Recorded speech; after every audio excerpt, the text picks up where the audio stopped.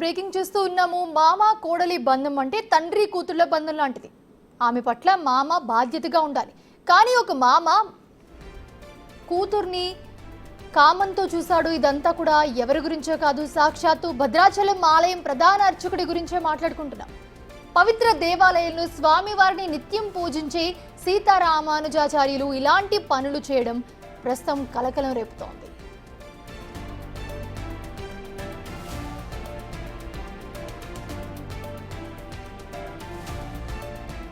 కోడలు ఆరోపణలతో సీతారామానుజాచార్యులు ఆయన కొడుకుపై సస్పెన్షన్ వేటు పడింది.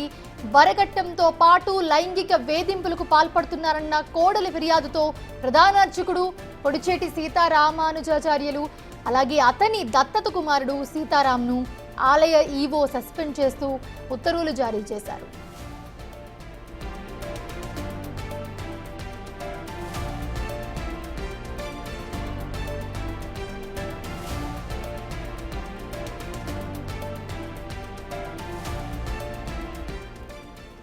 సీతారామానుజాచార్యుల వారికి కొడుకులు లేకపోవడంతో సీతారాంను కొన్నేళ్ల క్రితం దత్తత తీసుకున్నారు.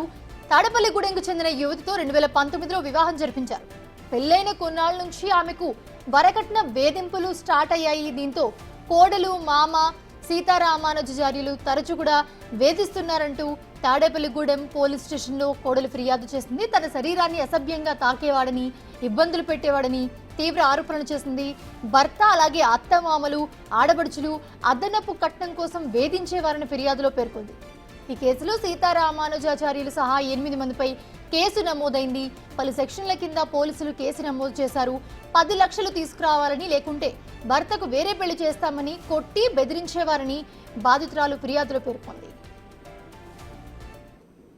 మామగారి బిహేవియర్ అయితే అసలు ఏ ఆడపిల్లకి రాకూడదు. అట్లాగా ఏ ఆడపిల్లకి కూడా ఇలాంటి పరిస్థితి రాకూడదు. అంత దారుణంగా ఉంటుంది. ఎందుకంటే బయట అందరికీ కూడా నాకు 4వ కూతురు అని చెప్పేవారు.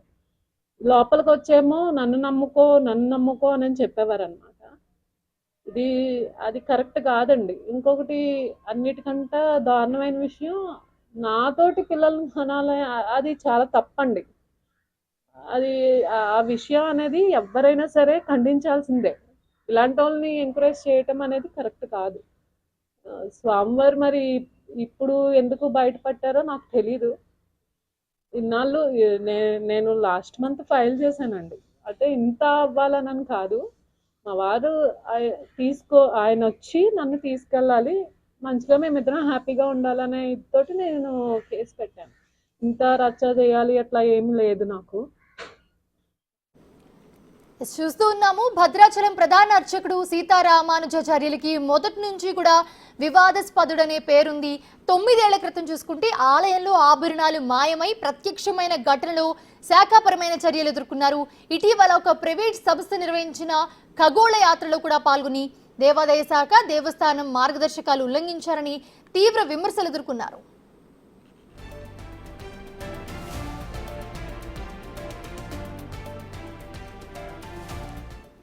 అంశానికి సంబంధించి మరిన్ని అప్డేట్స్ మా ప్రతినిధి భాస్కర్ అందిస్తారు. భాస్కర్, భద్రాచలం శ్రీ సీతారామచంద్ర స్వామి దేవస్థానంలో ప్రధాన పూజారి గారు విధులు తీసుకున్నటువంటి పొడిచేటి సీతారామ మొత్తం ఒక్కసారిగా సంబంధం చేరుకోవడానికి చేరుంది. ఫలితంగా చూసుకుంటే మాత్రం ఇప్పటి వరకు కూడా ఆయన వ్యవహార శైలిపై కూడా ఒకసారి 2 సార్లు ఈవో కూడా మందలించిన దాఖలాలు ఉన్నాయి. ఆ విధంగా మాత్రం తన కోడలపై ఖండించినటువంటి ఈ సీతారామానుజాచార్యులు మొత్తానికైతే మాత్రం వివాదాలతో కేంద్రబిందువని చెప్పుకోవచ్చు. అని వ్యవహార శైలి ఫలితంగానే గత కొన్ని రోజుల నుంచి కూడా తన సొంతకు కొడుకుతో పాటుగా కూతురు కోడల మధ్య వివాదాలు ఘటన జరుగుతున్నాయి. పరిస్థితి కనీసం కోడల్లో జీవితం నాశనం అయిపోతుందనే ఆలోచన, కొడుకు జీవితం అట్లా దుఃఖపెట్టిన ఆలోచన లేకపోకుండా ఉండడమే కాకుండా చివరికి తనపై కన్నేసి తనతో కుమారుని కనాలి, నాకు నాటి రూపమే రావాలంటూ తన యొక్క వక్ర బుద్ధిని తన యొక్క మనసులను మార్చిన కోడలపై చెప్పడంతో ఆ ఒక్కసారిగా సంగతినిపై ఉంది. పలుమార్లు ఇదే విషయంపై భర్తతో కూడా చర్చించినా గానీ కనీసం భర్త కూడా ఏమైనా పొజిషన్ ఉండడంతో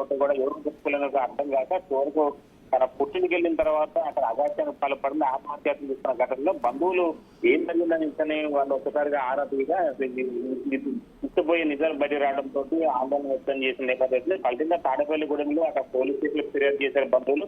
అక్కడ నుంచి కేసు స్వీకరించినటువంటి పోలీసులు మొత్తానికైతే భద్రాచలం రావడం, భద్రాచలం వచ్చిన తర్వాత సీతారామన్ చేశారు ఇంటిపై ఒక్కసారిగా వాళ్ళు దర్యాప్తు చేసిన తరుణంలో వాళ్ళ ఇంట్లో లేకుండానే రామానుజాచార్య మొత్తానికైతే బయటకు వెళ్ళిన అంటే ముఖం చాటేసుకుంటూ వివిధ ప్రాంతాల్లో తలదర్శన నేపథ్యం అయితే ఉంది. మొత్తానికైతే తన కొడుకు, భార్య, తన సీతారామన్ మొత్తం కూడా ప్రజెంట్ అయితే భద్రాచలం వదిలేసి మరో ప్లేస్ లో తలదాచుకున్నట్టుగా తెలుస్తా ఉంది. మొత్తానికైతే పోలీసులు కూడా దీనిపై కూడా పూర్తి స్థాయిలో కూడా ఎంక్వైరీ చేస్తున్న నేపథ్యంలో మొత్తానికైతే తాను హైదరాబాద్ లో కానీ లేదా ఆంధ్రాలో ఉన్నట్టుగా సమాచారం ఉందని పోలీసులు భావిస్తున్న నేపథ్యంలో ఏకకాలంలో కూడా మొత్తానికైతే 2-3 టీములు పనిచేస్తూ ఆయన కోసం అన్వేషిస్తున్న నేపథ్యం అయితే ఉన్నది.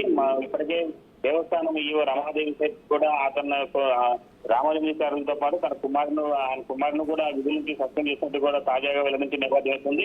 ఫలితంగా ఈ గతంలో కూడా నేను 9 ఏళ్ల క్రితం కూడా సీతాదేవికి సంబంధించిన పుస్తకాలు కూడా తమిళనాడు రాష్ట్రంలో అమ్మేందుకు కూడా ఆయన ఆరోపణ చేశారు. ఫలితంగా ఆయన పాలనలో ఆయన కారాగారానికి సంబంధించిన దానికి ఆయన ఇన్ఛార్జి ఉన్న తరుణంలో మొత్తానికైతే మాత్రం సీతాదేవి సంబంధించిన నగలు కూడా చాలా వరకు ఆయన అక్కడ ఒరిజినల్ తీసివేసి తమిళనాడు రాష్ట్రంలోనూ కోయంబత్తూరు సైడ్గా తీసుకెళ్లి అక్కడ అమ్మేందుకు ప్రక్రియ కొనసాగింది.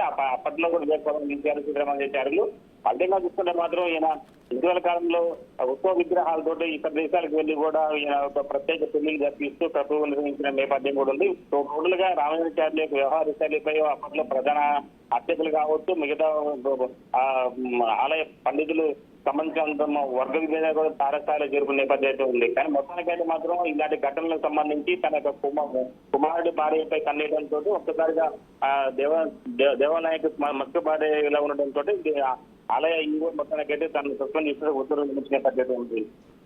రైట్ పరిస్థితిలో ఉంది. రైట్.